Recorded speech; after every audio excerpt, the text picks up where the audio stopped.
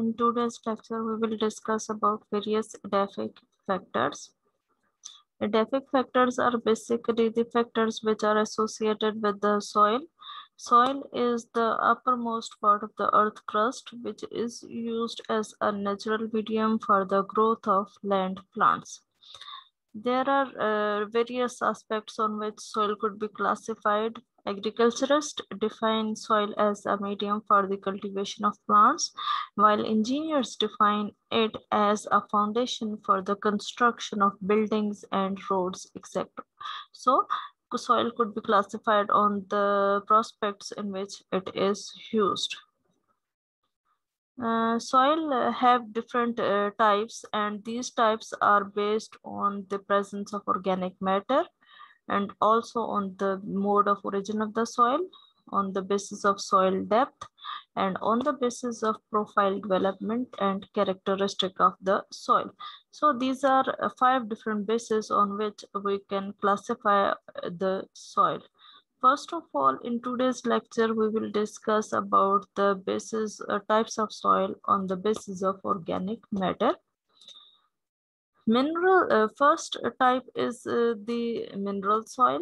That soil is also known as the inorganic soil, which contains organic carbon less than 20%, and this soil also includes some micro and macronutrients. Micronutrients are basically those nutrients which are required in a small quantity, while macronutrients are those nutrients which are required in large quantity.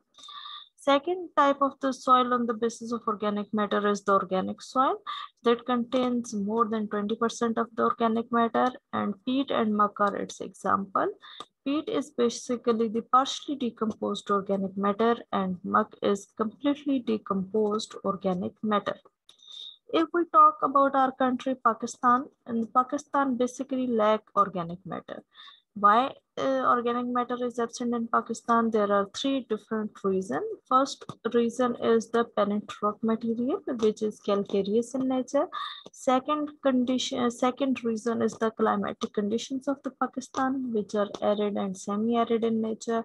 And third major reason is the forest density, which is less than 5%, which is also a reason for the absence of organic matter in the Pakistan. Second basis on which we can classify soil is the basis of origin.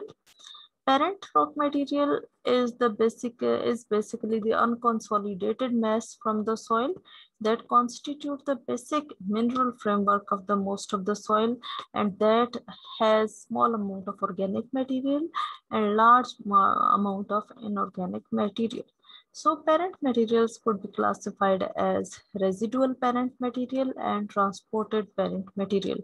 And on the basis of those 2 types of parent materials, we can classify soil. First is the residual parent material. In this case, the place of soil formation and soil deposition are same. And composition of rocks basically determines the chemical composition of soil in this case. And the rocks could be igneous rocks, sedimentary rocks, and metamorphic rocks. In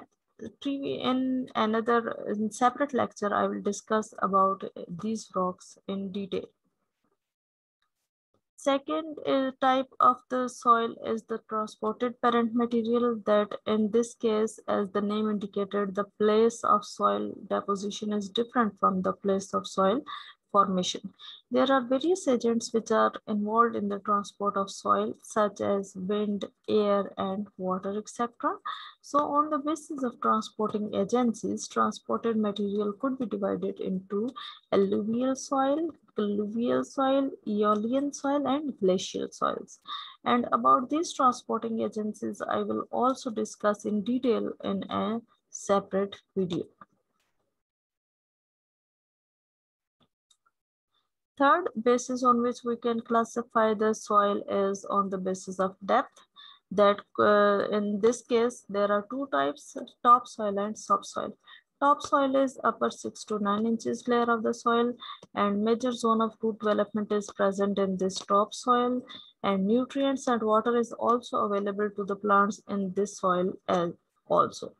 And however, in the case of topsoil, properties could be changed with the addition of artificial fertilizers.